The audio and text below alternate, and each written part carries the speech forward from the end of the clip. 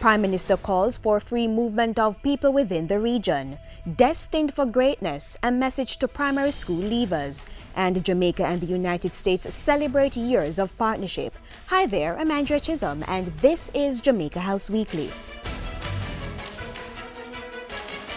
Prime Minister Portia Simpson Miller is back in the island following the four-day CARICOM Heads of Government meeting in St. Lucia.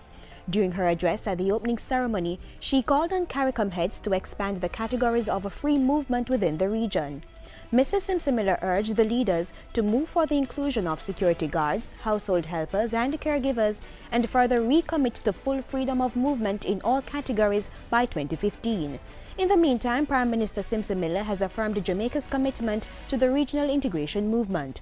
She said while it remained a work in progress with challenges to overcome, CARICOM was a cause worth fighting for because of its capacity to serve citizens and make a difference in their lives. To Jamaica and to the United States. A toast in honor of the partnership between Jamaica and the United States of America. Speaking at the United States Independence Day reception and concert on July 2, Prime Minister Portia Simpson-Miller lauded the partnership between both countries. You have been with us from the beginning of our independence journey, establishing diplomatic relations on the very day of the birth of our nation on the 6th of August 1962. Yet, our peoples and cultures have mingled and our institutional and other relations intertwined for much longer than the period of Jamaica's statehood. The Prime Minister also thanked the United States and U.S. Ambassador to Jamaica, Pamela Bridgewater, for sharing aspects of their culture with Jamaica.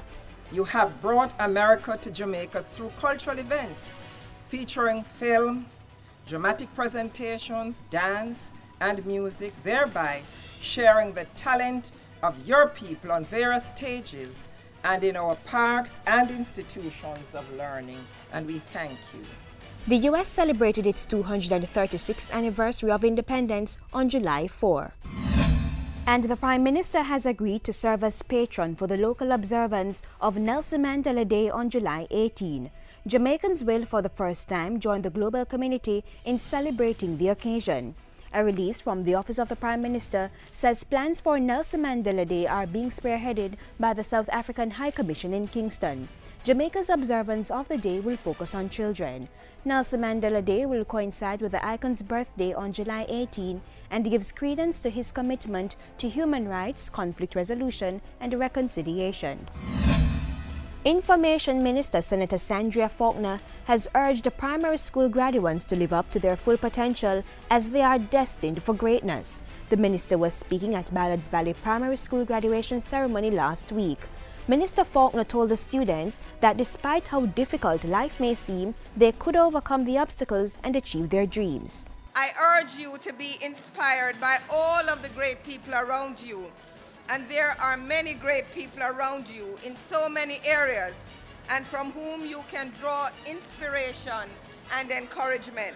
The minister also called on children to treat every single day of their lives as extraordinary while adopting the core values underpinning the Jamaican society. To stand up for justice, brotherhood, and peace.